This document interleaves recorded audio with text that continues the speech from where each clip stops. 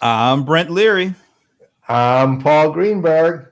And I'm Ginger Conlon. And we are the CRM Playaz. And we survived yesterday's watch party. I feel pretty good about that. I actually didn't make it. But you're here, so you must have. I loved all the comments. It's so fun to see everyone's what everyone has to say streaming along the side. Some of them. What was interesting? I found kind of interesting. There's a little bit of a controversy, I think, because at the end of the 2.5 hours, I looked, and there were 792 comments. Wow! Damn! But when I went back not that long ago, just a few minutes ago, and looked, there were only 789 comments. Ooh!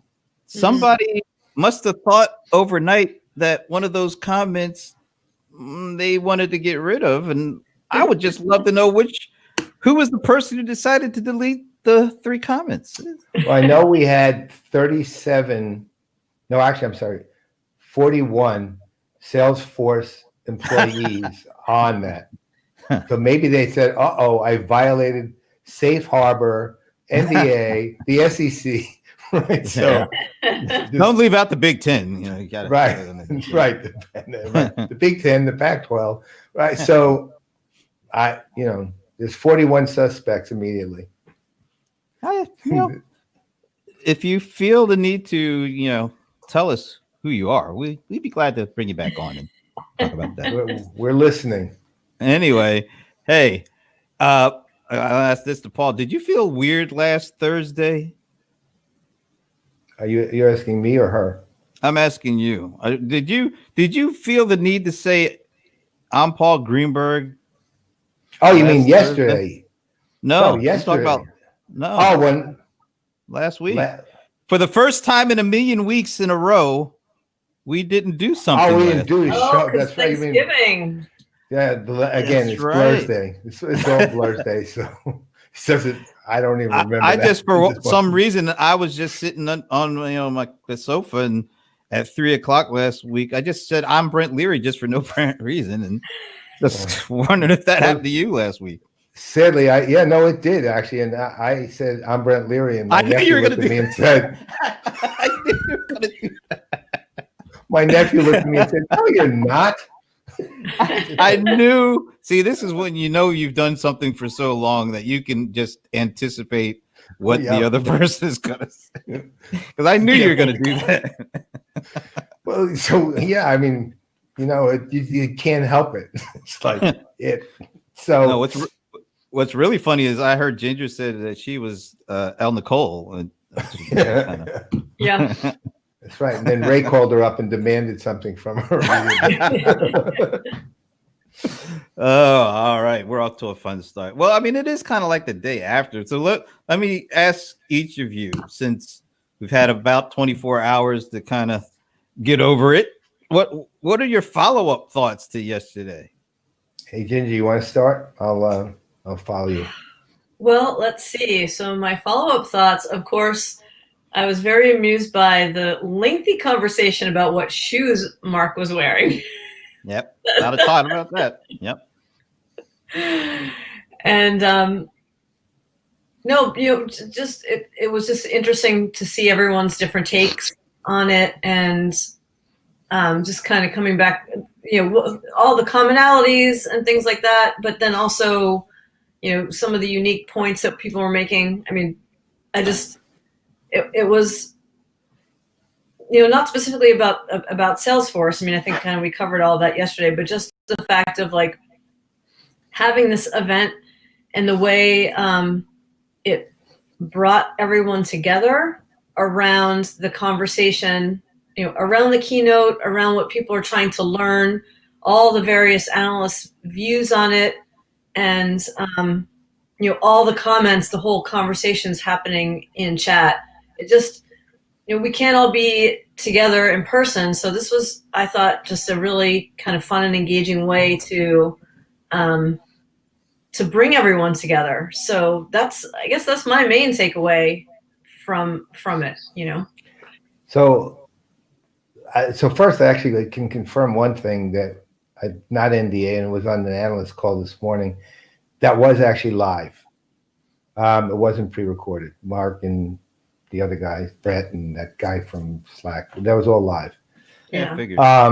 And so, I mean, I did do a lot of thinking because, you know, I really was kind of pissed off at that whole Bentley thing, and it sort of at the same time overwhelmed some other things I was thinking about too. And so I started picking it apart a little bit in thought, and I was thinking about it a bit, and I started thinking about some of the what they're releasing, you know, workforce engagement, MuleSoft Composer, Hyperforce, which I finally got an explanation as to what it is, more or less. You know, it's basically, I mean, it's basically the evolution of their platform to being with the entirety of their capabilities being interoperable and on any public cloud.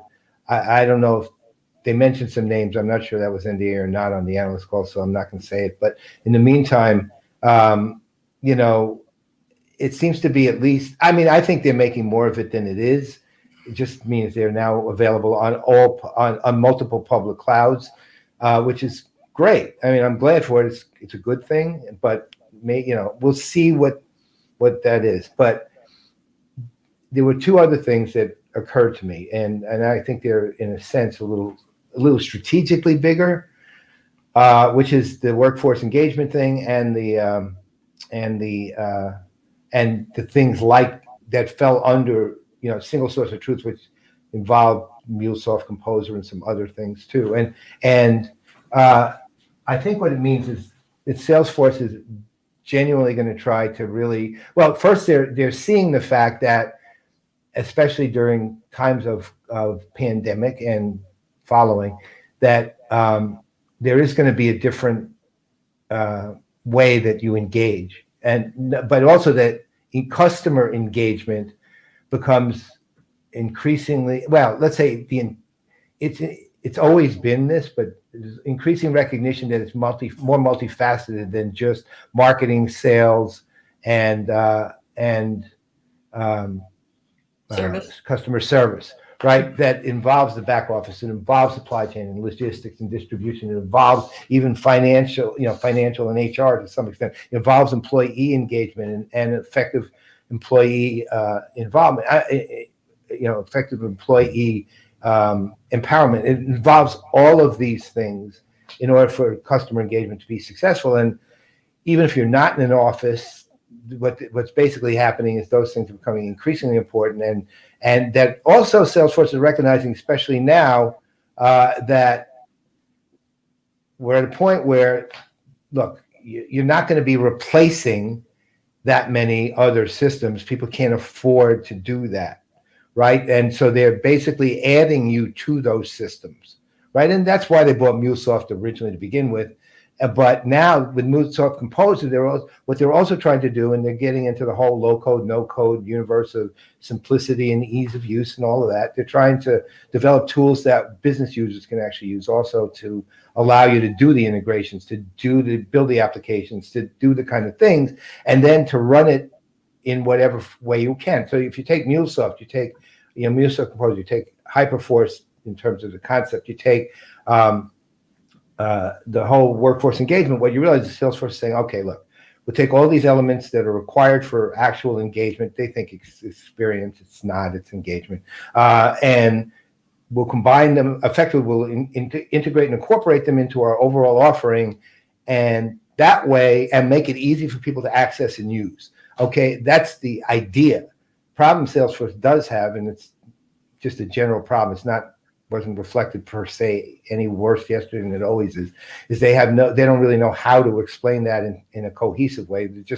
If you ever look at everyone's complaints about Salesforce, it's pretty much that they have so many goddamn things that they're producing, and there's just like too many things, right? Every day they're coming up with something new, or evolution of old, but there's like 5 million components to Salesforce. But ultimately, you still need a storyline in order for people to understand how to use those things in any sort of cohesive way. and the implication of the storyline's right in everything they said. I'm just not sure they did the job they needed to do to say that. And I'm not even sure, to be perfectly honest, they're fully aware of what I just think they're doing, right? I don't even know if they think they're doing that, right? I see what they could do, okay, with it maybe. And I think you can make a very strong case for them moving in that direction. And that's in, but it's hard to explain, and they need to learn how to. And that's, I think, their next phase. And hopefully some of the next 2 years of Dreamforce, or whatever that is, will be, that's 2 ongoing years of Dreamforce 2020, right? Will be ways that they can begin at least to identify some of that they're not going to explain it because it's broken up tracks. So that's kind of what I've been trying. Still not 100% there with this yet, but I'm on the way. Yeah. All right. So I'm Interesting going point, to. John. It is. I'm going It's to a to point. take That's a good point. different tact, I guess, with this. Okay. I'm not even really going to talk about the actual announcements. And there's a lot of good stuff in there. I think what maybe they found out is doing this virtual thing is way different than doing this huge Herculean effort around, building a full-blown immersive experience over a course of a week, taking over a city, owning everything. The virtual presentation, to try to shrink down, what they do to that one keynote where everybody virtually is watching. And they did talk about the 40 events or 40 days or whatever that is. That was Noah's Ark. That 40 days and nights. That was Noah's Ark, man. That drowned the earth. Yeah, what the expectations for yesterday were off the charts because of who they were, who they are, what they just announced. Everybody was there watching this, and for them to be able to deliver on expectations that were off the charts from a variety of perspectives, it's almost asking way too much. And I think that the other thing too was what we did yesterday with the kind of the simultaneous broadcast and the play-by-play and the ongoing conversations and comments. It's not even their event anymore, so to speak. It was like almost as much our event as it was their event in terms of the amount of communication and interaction and discussion that was taking place. And I think it's just something that everybody's going to have to consider. If you could have had that, the 99% great. And it's that one thing, and we know what the one thing was yesterday, took almost all the attention and shine off of all the other things. That's a lesson that not only Salesforce probably is learning, but we're all going to have to learn. And I'm going to go back to what Don told us, Sherman, way back at the beginning of the pandemic. Yep. You got to really think about this being TV shows. It's the theatrics of a big event of bringing 170,000. That's epic, and it will be epic if we're ever able to do it again.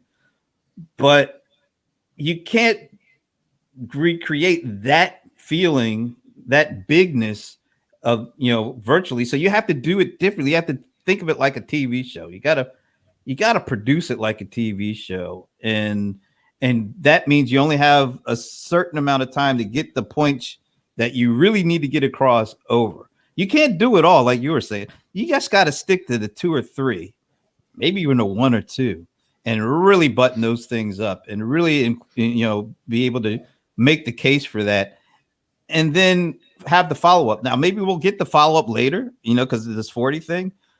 But I think they might have been a victim of expectations that they didn't place on themselves, but were placed on, that were placed on them because of who they are and what we've come to expect over time. And because we know what they could do with Dreamforce and physical, we were really expecting them to pull something off similar virtually.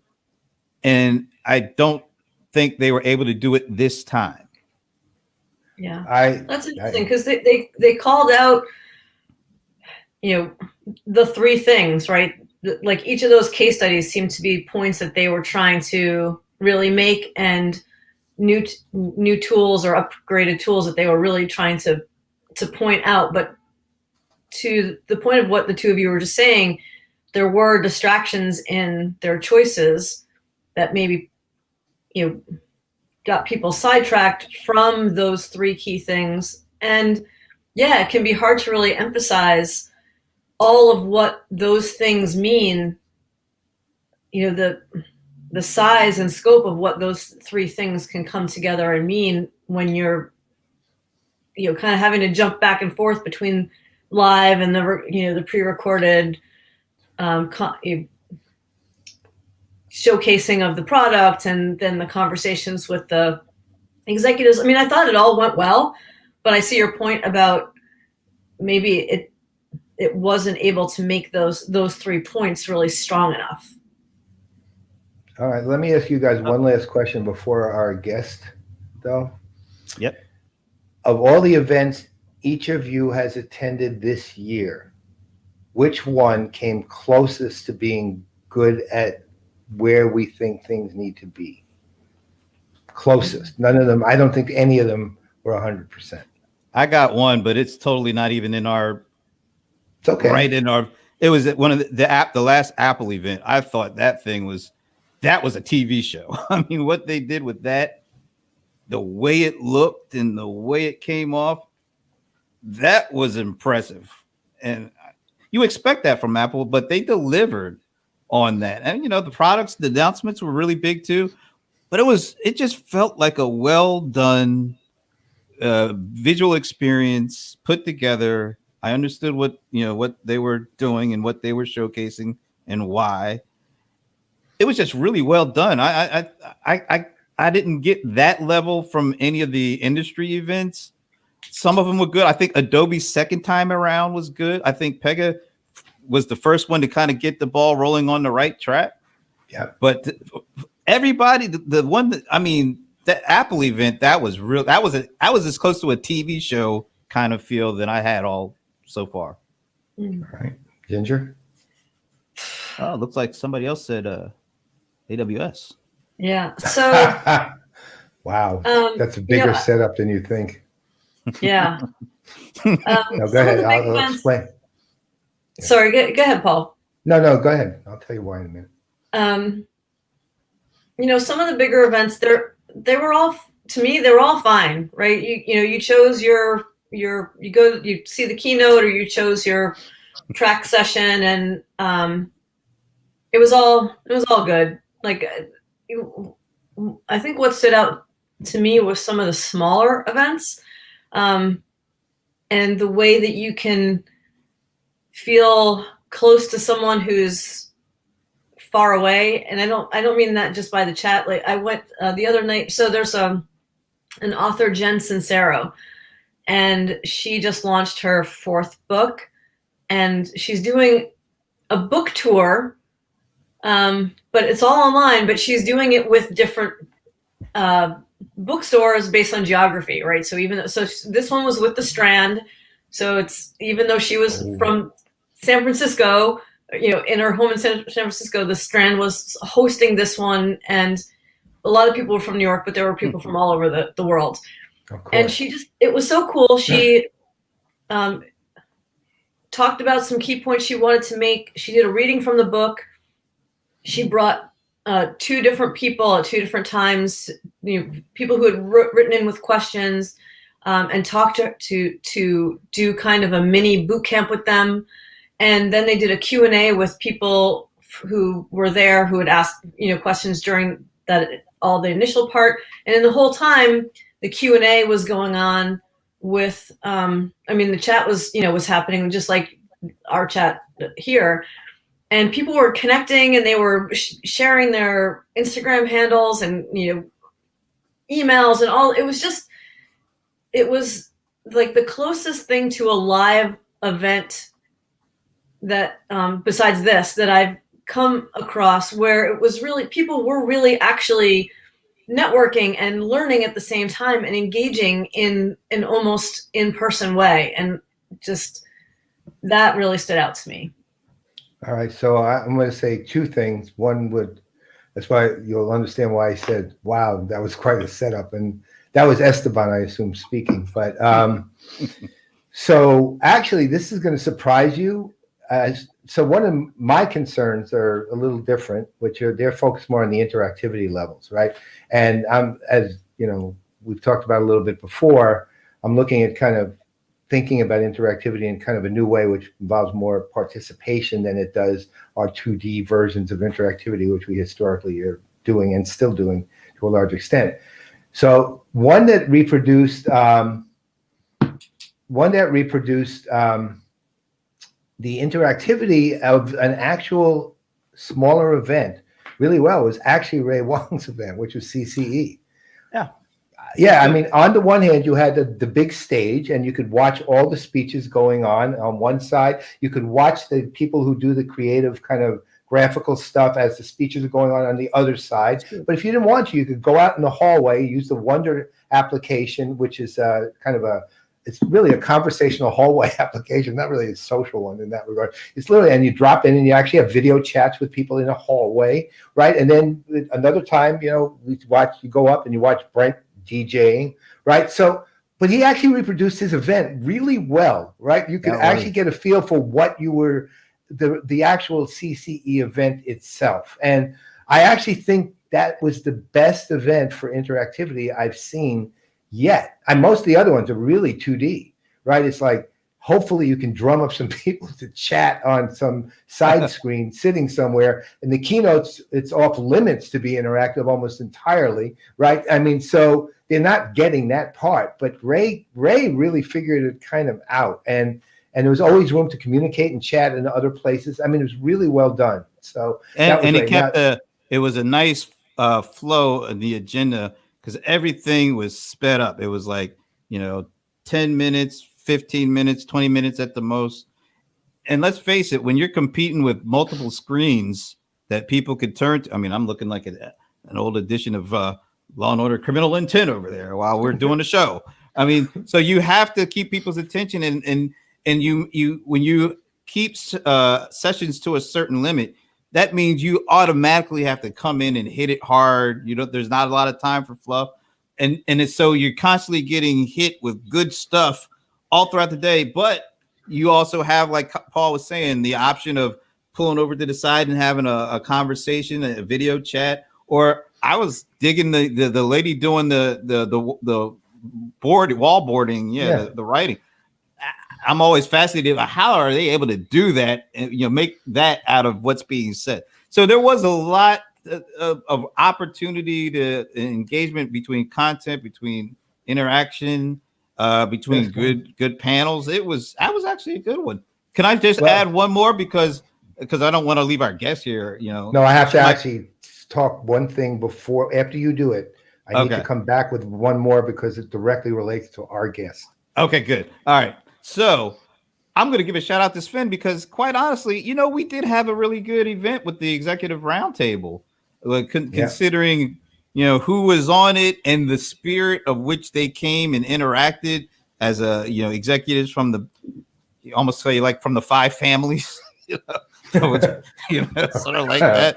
I don't know you want to go there. Nah, I'll leave it at that. But the way that they came together with us in the spirit of just talking about what's going on in the industry, and then the interaction with the comments, that was over 1,100 comments. We did almost 800 yesterday, but we had over 1,100 for that, and we had great analysts to come in and share their opinion on what they said with that. But it was the comments, it was that interactivity that really made that more of a success than I thought we would be, because it was kind of an experiment that we put together. Right. So far, so good too. And the other one, which to Esteban's point, aka LinkedIn user, Esteban's point, AWS reInvent. And the reason I'm bringing that up is, that's why I said, wow, what a setup, because that's actually being done. The whole thing is being done by Kaltura, right? It's Kaltura is literally the platform that AWS reInvent is using. So with that, I think it would be time to bring in Michal Tsur, who's the CEO of Kaltura. Welcome, my dear. Hi there. By the way, president, not CEO, fortunately. Oh, well, that's all right. We'll call you CEO. Okay. Tomatoes, you know. Right. Let's say this: the most visible public person at Kaltura. How's that? Works well. All right. Can I ask something though? Because you shared it. By the way, it's nice to meet you. We only shared a couple of emails there, but you said something that was really funny about the way you pronounce your name, and I guess it's pronounced the same way as David's wife. And I was curious, was that before or after Bathsheba? Because it kind of got a little. That was actually before. Wow. Okay. Unfortunately, but yeah, but it's the true pronunciation is Michal. You need to do the Michal. I like that. Okay, that's nice. I mean, to be perfectly honest, I'm dredging up bar mitzvah level Hebrew, right? So I mean, it really is like at that level. So look who's saying welcome to her though. Of course. I can say thank you, Danny. That's actually, I mean, I can't say that was the first time I ever heard of Kaltura, but it was the first time I ever heard anybody waxing massively enthusiastic about it, which was Donnie when he was finally deciding to go join you guys. He was so excited. So and judging from the conversation we had, there's actually good reason to be excited. So one of the things I would love for people to hear, because I think people probably know the name but don't know a lot about it other than video, and that's kind of what they know, video.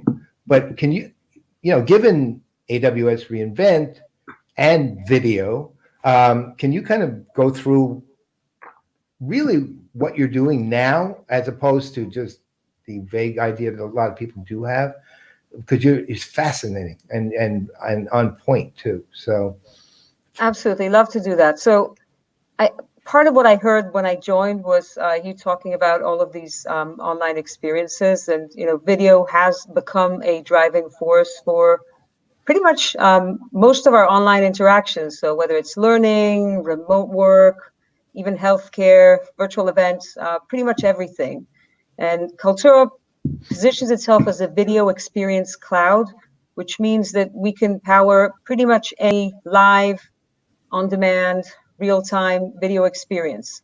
And initially, when we started off, it actually represents, the video maturity level of these experiences. So video once used to be news and entertainment, and you need to have big cameras, big screens, a lot of, budgets. That's where we started off, focusing on media and entertainment and delivering those experiences. But then video became mission critical for education as online education started growing. And it has become more mission critical for remote work or any interaction at work. And now, starting to replace a lot of actual physical venues. So when you're thinking of a venue, now video is a venue in itself. It's replacing doctor-patient interaction. So we essentially power all of these types of experiences, whether with direct products, so things such as meetings, webinars, town halls, virtual events, virtual classrooms, pretty much everything. But we also have a platform that allows to build all of those experiences by other companies. So you can have, the likes of, tech companies such as Oracle that partnered with Kaltura in order to build video into some of their experiences. Or you have the likes of Thomson Reuters that has built experiences into their products. So you can be a tech company that wants to now thrive on video as well and build Kaltura into you, or just consume any of our experiences directly, as you mentioned, for AWS. And I love that comment there. Yeah, well, so let me ask you this then. So the other thing you mentioned yesterday, and I think this is really, one of the things I just loved actually was because, we're all talking about, especially because we're in the tech industry and there are 20 trillion events anyway, right? And most of it we get tired from ending up in Las Vegas, right? So Vegas. no, God, I hate that place, right? So I mean, one of the blessings of staying home is not going to Vegas. Right. So, the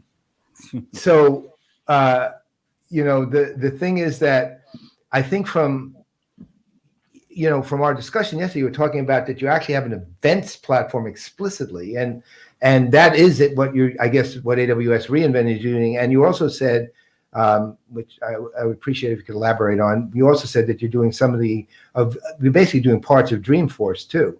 So Yep. Can you talk about both the platform and also kind of what you're doing with AWS reInvent? Because I looked at it today. I actually registered thanks to you, and I haven't had a chance to really go deep yet. I'm going to do that after we finish the show. I'll say one thing. I mean, given that I really haven't dug very far, the landing pages and the opening areas and the navigation is not only easy, it's gorgeous. It's actually gorgeous. And there's that cinematic side to it immediately as soon as you land on the actual site, and it's very noticeable. So that, and apparently Andy Jassy's speech was 3 hours, so a lot of cinematics had to be there in order to get people through 3 hours, right? So, it was like the world's longest speech. So, anyway, so can you talk to the platform itself and also to the stuff you're doing with AWS reInvent and with Dreamforce?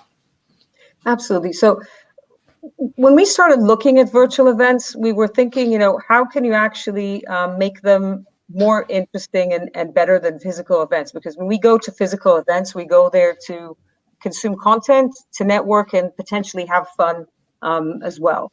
And I guess when we were looking at the online venue, it's how can you actually leverage the advantages of online? And the advantages are you can actually reach a much greater scale.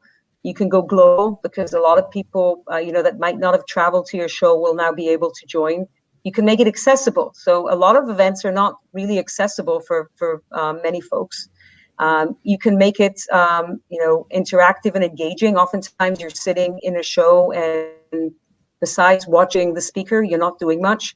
And you can actually allow people to navigate across time and space dimensions. So, think of it, you're sitting at a keynote, but you actually do want to go and speak to somebody else, or you want to check out something else. You can't really, walk out quickly, run to the booth at the other corner of the expo and then come back.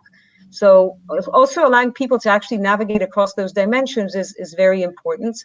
And probably the data as well. I mean, even though there's been quite a bit of an attempt at physical shows to collect data about how people wander about and move around the events, it's difficult to collect that data. So when you go online, you can do that. So as you were thinking of this, we're thinking, how do we bring together all of these things and create this, extremely immersive experience? And, Brent, when you were saying you love the Apple show, I agree. It's amazing because it's a TV show. So how do you combine TV, which is really, broadcasting, and it's lecturing, you're speaking, you're not interacting. So how do you take that, but combine it also with something that is also interactive, that has also, some sort of actions involved in it? Because you can go through an Apple show for 30 minutes, an hour. You can't go through it for, many hours. And if you want people to attend shows, there needs to be more, interactions, gamifications, raffles, badges, things that people actually engage with and collect. So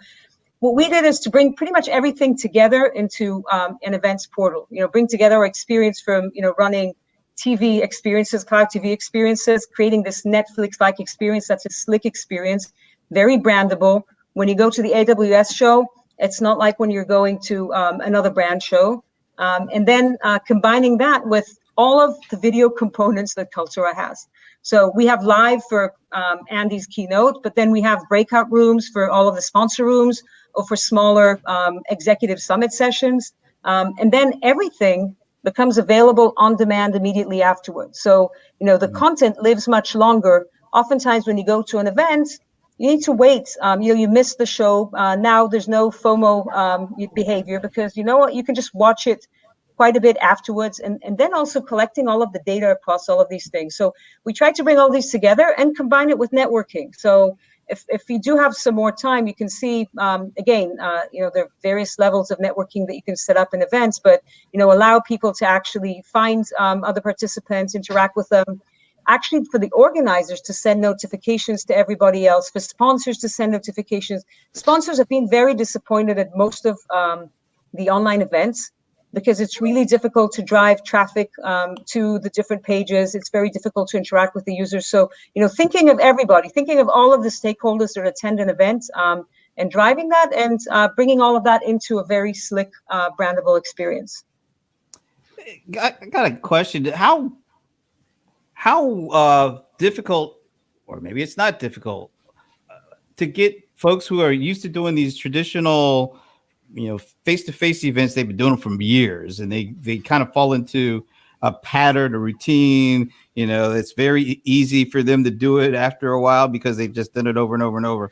How difficult is it for them to change and be open to doing what you really need to do in a virtual setting to get people on board, to get people engaged, to get people willing to stay with them? Because it seems like a lot of these folks, a lot of these conferences, virtual events, mostly are trying to replicate a certain experience that you created face to face, and not take advantage of all the things that you just said, all these virtual opportunities to create different, but maybe even better, more successful engagement opportunities through their event. So I think it's a learning experience for all of us. So, whoever tells you that they're experts in virtual events, I would not believe them. I mean, they've been virtual event platforms for many years, but they typically, were focused on, ancillary side shows and not on the main big shows. I think this year is the first time when the main big brand shows and expos are moving virtual, and we're all learning. I mean, we're talking to customers, speaking to the big brands, trying to understand what is actually good for them. What are the KPIs that they want to measure in this new world? Because it's different. I think people go to the physical brand events in order to have fun, to drink, to party, to kind of connect with the brand. I think content is less important when you're in the physical event. I rarely listened to any session when I went to a physical event, and I apologize to anybody who invests in content. But I think when you're in a virtual event, it's, the content is front and center, and you need to think of it more carefully. You need to suddenly think of things such as thumbnails. Like, how do you make the thumbnails attractive so that people will click on the thumbnail? So it's kind of a, change in thought, and everybody's learning. The vendors are learning, the brands are learning. I think everybody can improve and learn. So I wouldn't say that, and I think since if you're a marketer that wants to learn, then you're enjoying this transition. Hey, we got a question for you that comes from our buddy Jesus. Could the concept of a TV show for events become streaming services like Netflix? So I'm not sure I fully understand the question, but I'd say that definitely we have in mind for some of the shows a Netflix-like experience. So, I mean, there's good and bad in a Netflix-like experience for a virtual event, because when you watch Netflix, all of the content is pretty much available all the time. And in a virtual event, you do need to create this sense of urgency so that people will actually join the keynote on time, that maybe you can actually kind of create some, embargoed announcements at certain points in time. The engagement is different when a lot of people are engaging at once. If everybody's now, blowing up hearts and smileys, it's a different experience than if you have just 10 watching it every other moment. So I think creating that sense of urgency is not Netflix, but from the user experience, you can create something that looks like Netflix, but does have the sense of urgency built into it as well. How do you, so for example, for AWS reInvent, how do you handle the interactivity itself? I mean, what have you built to, this, let's call it this, the TV-like part of it is blatantly obvious when you're looking at it. I mean, just have to, again, you look at the landing page, you dig in one level, you're looking at anywhere really, and you'll see pretty much you're getting a TV, let's say a very highly well-produced TV show, right? You'll see that kind of visual. But how do you handle given that there is that disparity in the one you mentioned, which is TV shows, are not interactive. Most of them, sitcoms even have canned laughter. I mean, it's not even real there, right? So we actually we introduced that feature, by the way, because again, it's a very smart feature. Standing ovation, you get people to suddenly engage. If everybody's clapping their hands, you get the audience to want to clap their hands. So this is something that we've introduced. And by the way, also giving immediate, if you use Apple messaging, you actually, if you send certain reactions, you get immediate gratification of another response. So how do you create that? If somebody puts up a smiley, how do they get an immediate reaction? Standing ovation for sure. And then also just things, even simple things such as hotspots, where when people, if you see that, and again, you need to be really tuned into analytics. If you see that suddenly there's a drop in engagement, and we do measure things such as, is it in full screen? Are people in a different tab? How do you actually get people to get back to it? So, and looking at that level of engagement, so you can introduce a hotspot, you can introduce some other audio gimmick into the video, and make sure that you do that. And also as you're building up towards the event. So again, we're thinking of everything through the eyes of video and interaction with video. And even with the build up to the event, the pre-event is really important.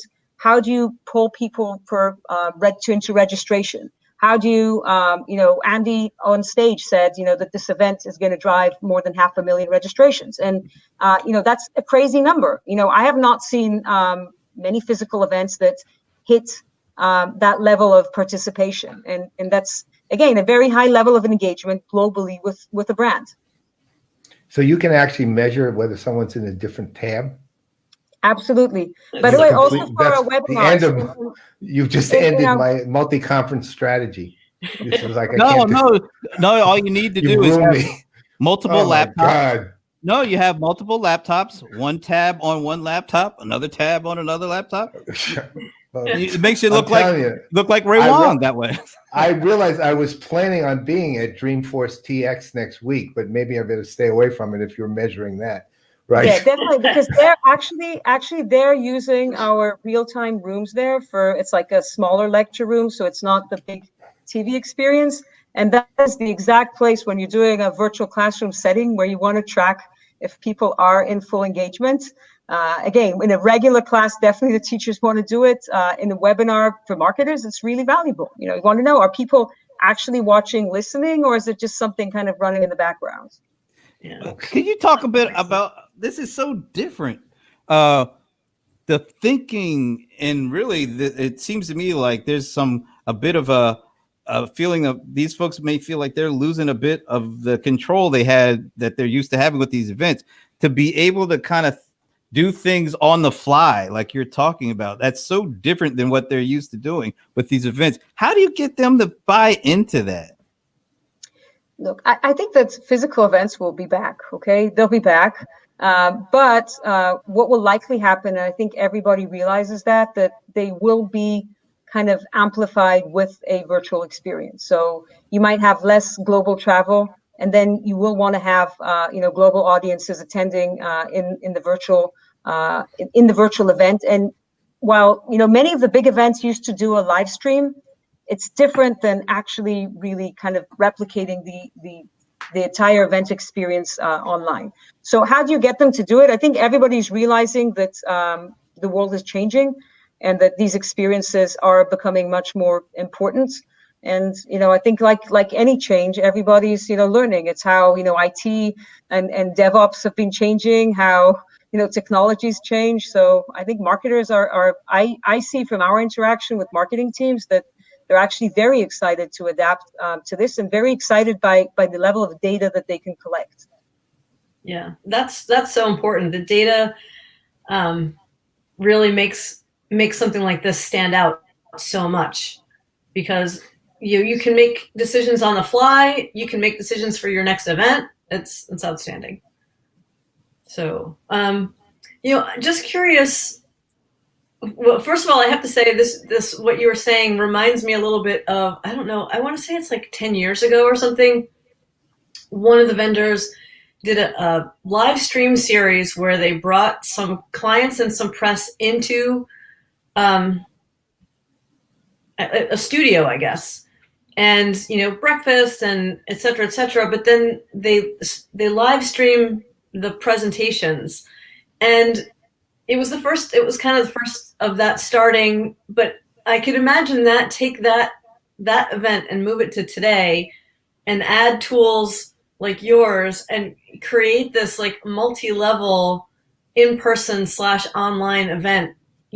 So once we can all get back together, I can see that happening. That'll be really cool. But I just was curious, could you talk a little bit about where you are in the market in terms of who else is out there and what's apples and what's oranges?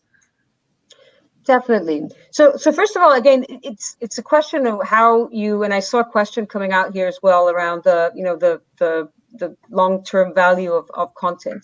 When we were looking at this area of virtual events, we initially and might continue to refer to it as virtual events and online communities, because in the end, when you're creating an event, you're trying to actually build a community of users. And the value of a virtual event is actually much greater if you can then transform the content and the people who participated in the event into an online community. So part of what we're trying to do with all of these things is to actually make sure that content lives longer, and then you can continuously pull people in to an event later on. For some of the events that we're running, they run, you saw re:Invent is running for 3 weeks. There are other events that are running now for several weeks. And then many of them have second waves and third waves. And actually the community site persists for a year. And sometimes for some of the events, what you'll start seeing, again, this is new to the market. So a lot of these methodologies are new, but you'll see that the sponsor booth persists beyond the event because, you've already invested. I mean, think of a physical event. You invest now many weeks in branding your booth, bringing, all of the demos, setting up the demos, creating all of the content, and then you need to tear everything down after 2 or 3 days, which is always devastating. When I look at it from a marketing standpoint, it's devastating. So suddenly in an online environment, there's no real limitations on space. You can actually have these rooms persist under the brand of the event and have, I started a conversation. I can continue the conversation in the room because I didn't have to tear down the booth. So these are interesting things. Again, whoever says this like where we should be with this market, it's definitely going to evolve greatly over the course of the coming weeks and months. Yeah. So where do you actually, speaking of that, assuming we go back to, most people seem to be assuming it's going to be some form of hybrid, right? So we're going to go back to some, but the digital universe is going to be persistent. And where do you see this in 5 years, presuming that the pandemic is under control? So I never try to predict 5 years ahead. Okay. Because behavior changes tremendously. Three's but okay. I'm confident that a lot of the interactions, will be amplified with online tools. I think some of these tools will change. We're talking now video, but ultimately, the big power of video is that it talks to many of our senses, the ways to actually interact with our senses even more greatly. So not only, with visual and audio, there are other ways. I think those are areas that are going to change. I think as even, virtual reality and augmented reality will evolve because they're definitely not where they should be with hardware. It might also, make these events even more interactive and immersive. What I do believe is assuming people will go back to traveling, then you will have some sort of virtual component, not only because it will become easier to do it and it's already available and we're used to doing it because that's how typically practices evolve. But I think a lot of, most of this travel, when you think of events, it's kind of, it's not only work related, it's, I don't know whether you guys use the term workation. I mean, you're going there and you're having some sort of vacation. So not when we go to Vegas, sorry. No. So I'd say that this is something that corporate policies will likely change. And then you will always have this component. So I do see it as a very valuable component for many of these interactions with technology evolving. And as it evolves, innovation typically happens across many dimensions. you'll have additional devices, you'll have additional, immersive experiences, and all of those will come together in order to create a somewhat different virtual experience. All right. So another question, which take a slightly different direction and focus more on Kaltura itself. And what's the history of the company? So the company is 13 years old. And when the company started, it actually started as a B2C site. Very few people remember that. We started as we called it a collaborative video creation site. We won all of the possible awards, the TechCrunch award, the Mashable award, everything. But what happened was that it was, I think, too early for people to actually create and edit video collaboratively at that point in time. Fortunately, when we created that experience, we actually built it very smartly from a technological standpoint. APIs first that allowed us to actually go ahead and leverage that into partnerships with a lot of players that actually wanted to leverage these video experiences. One of our first partnerships was with Wikipedia, that wanted to actually, because think of collaborative video, people collaborating, creating Wikipedia articles. So we kind of evangelized with them, embedding videos so that people could collaboratively create videos in Wikipedia. To this date, by the way, there are a few examples there. They ended up never deploying it, but we did develop with them pretty much the full experience for that.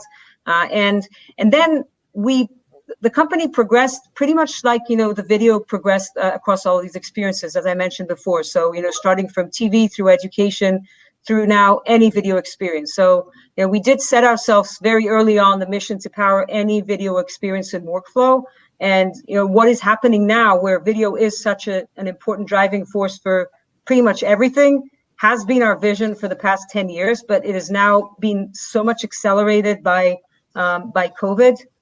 And so many experiences have gone video that it is, while it's sad that it's COVID that is causing it, I guess from a vision perspective, it's pretty much brought to life all that we've been saying for many years. How big are you? And to the extent you can talk about it, how big are you? Employee size, whatever you want. We have Danny. We have Danny at Kaltura. We have more than 1,000 customers. Many hundreds of educational institutions use us for learning. More than 25% of Fortune 100. We have more than 600 employees. Research and development in Tel Aviv. So you can see the dark behind me. I'm in Tel Aviv. Mm-hmm. And our headquarters are in New York. So a fair amount of Kaltura employees are in the East Coast, West Coast, North America. But our customers are spread globally. So about 2/3 in the US and the rest all around the world. I have a really. Could you say your first name again? Just pronounce it one more time. Michal. Michal. Were you ever in the Navy? No. That's, that in Israel, everybody needs to serve in the military service. But why? Which Michal do you know in the Navy? That is like a terrible joke from a TV show in the 60s. I mean, you literally have to be over 50 to even understand the joke. And then even then, you're probably not likely to get it. I was just curious because if you were in the Navy, God, that was awful. It could have been Mikhail's Navy. Michal. No, there was a show called Mikhail's Navy a long time ago, starring Ernest Borgnine. Right. So, believe me, that was a stretch of a joke like no other one I've heard. I know. Wow. Somebody stop me before I do something. Yeah, like I think that we may have to on that one. That was an astonishingly bad joke. I just need to tell a very bad. I'll just tell a very bad joke, and then you'll stop laughing. Right. It can't be any worse than what I just did. So please. No, it couldn't. It's a good time to tell a bad joke. No, it's not. It's never a good time to tell a bad joke. No, it is because it can't be worse than his. So by comparison, it'll look like a good joke. It'd be that joke you dread telling, right? But this is the time to tell it because it's going to be funnier, whatever you say. You can say literally the joke is, it's not funny, and that's funnier, right? So I'm just saying. That's I'm all. just running through all the comments of people saying I should have never have done that, but yeah. Right. It's all. So, well, actually, we'll do one actual final question too, and is all right. So you have AWS reInvent, you have Dreamforce, or what are they calling it? Dream TX or Dreamforce TX? I can't remember. It's called, the part we're doing is Dream TX. That's the Dream TX. Trailblazer experience. Yeah, yeah. No, actually, see, that's interesting. You're doing that one in particular. So if you actually looked at historically, Salesforce, those were two separate conferences, right? Dreamforce and then Trailhead. It was called, none of us could ever figure out what they were trying to say. It was called Trailhead X, but it would be Trailhead, like Trailhead DX, right? They just left it obscure. But the experiences at both conferences were actually very different. And so, for example, if you went into the exhibition hall at Dreamforce, it was horrible. I mean, it was just like a million booths. Like a meat market. It was this, right. It was, and the people who were paying, $500,000 for a booth were getting nothing from it. In fact, what you had was an organic evolution of their partner and, their partner ecosystem, which said, okay, well, we're not getting anything out of this. So what we'll do is we'll ring around Moscone Center and rent all the places around there, and that's where we'll do our stuff. And that's what they did. But then you would go to the exhibition hall at Trailhead X or whatever it's called, and it was built like a national park, right? And it actually was really, really effective given the metaphors that they use for Trailhead, right? And Trailblazers, and and it was kind of fun and very. It was obviously for it's a developers conference, really. So it was for a young developers crowd. In the corner, they would have like kids doing coding, and then they would have bears, and you would come up to a Trail Rangers booth, which was the information booth inside. So the experience was really different there than Dreamforce was. Now they're combining them into the two, and so you're actually responsible for kind of producing, I'm presuming, something closer to the latter than the former experience. How are you doing that? Yeah, exactly. The cool part. How are you doing that? Look, it's ultimately it's smaller rooms. Again, similar to your experience with, and again, it's Salesforce actually built it using our platform components. So that's part of how some of our customers work with us. Again, part of what I said initially is that we want to power any video experience and workflow. Part of it is using a complete solution from Kaltura, or you can actually go ahead and build those solutions yourself. So part of the vision around this actually has been their vision of how that experience should be like and branding it. I will say that it's essentially breakout rooms that are branded, and it's smaller rooms, so it's not like the very big hall where you're not interacting. You are actually interacting, and yes, we are tracking whether you are watching or not. So that's something that also is again, it's valuable if you want to get that data. I'm not sure if anybody's looking at it in the end, how valuable. By the way, if you have a lot of data, doesn't mean that somebody's looking at the data. You need to be smart in order to actually leverage the data in a smart way. So I am hoping that customers will start to use the data more smartly, and more generally, by the way, for video that is used across all of the customer life cycle, because it has been used for many years, but when you think of marketers that have been doing branded videos or webinars on our virtual events, salespeople that now send video messages or do video calls. And then even, in services, when you're now allowing people to send a video showing a problem or share a video with how to solve the problem. So all of these things, you can track a lot of data across all of that video, but you need to use it smartly. And I think what's going to change is also how you track the data, how you leverage it for insights. If a video is successful, how do you make sure that everybody uses that video and not, if you see videos that are associated with closed deals that people close, so how do you actually use that? So these are things that I believe will actually close and move forward and evolve. But yeah, so each of these experiences is totally different, and I think that's the beauty of what people can do with our platform. Absolutely. Wow.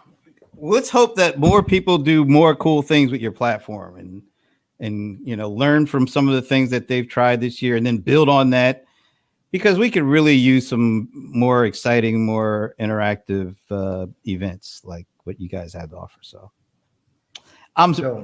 I just want to apologize once again for the terrible joke I told. Well, given I didn't understand it, then it wasn't so terrible. But I will look it up now. No, don't do that. No need to do that. No, but it's been a real pleasure having you join us. And the last question is, how much did it play into the factor of hiring Donnie that he was a member of the CRM Playaz happy hour crew? Well, we have it in our hiring checklist for everybody. So, wow, that's there. And you actually have. Can you give us your employee list? I'd like to see the 600 people who are members of our crew.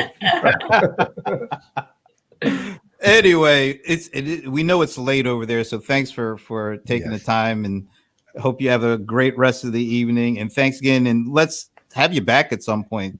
Yeah. My pleasure, and thank you for having me. Great meeting you all. Thank you. Bye-bye. Thank you. Bye. All right. Well, I guess that's a go, or is it a go or a gone? Are we ready to wrap it up? We were gone from the second we started the show. Right. We were gone as soon as I brought Mikhail's Navy into it. Yes, you were. So there it is. Jeez. Anyway, it was fun. It's been a fun week. Are we actually done for the week? Or are we doing? Yeah, we are actually. No, we're not actually. We're going to be last thing so as everybody knows, we do the Friday sports show. Well, let's just say the times they are changing, and we're going to be doing. We're going to be no longer doing the show the rest of this year, but in January we're going to launch a new version of the show. We'll let you know in January when it happens. Until then, don't expect Friday shows. We're telling all of you who don't show up anyway. So, right. So we will talk to you on Fridays in January. And there are some things we are going to be announcing very shortly, and watch for that on LinkedIn and everywhere else, with BYOB and the Social Good Awards all coming up. The BYOB, a lot of the music is coming in now, and we're going to start talking about the private showings and the public showings. So be prepared, everybody, and we'll be talking to you soon. And with all that said, I'm Brent Leary. I'm Paul Greenberg. And I'm Ginger Conlon. We are the CRM Playaz, and we are ready for our 10-second pause. Ready? Here we go. Okay. Sorry, Ginger.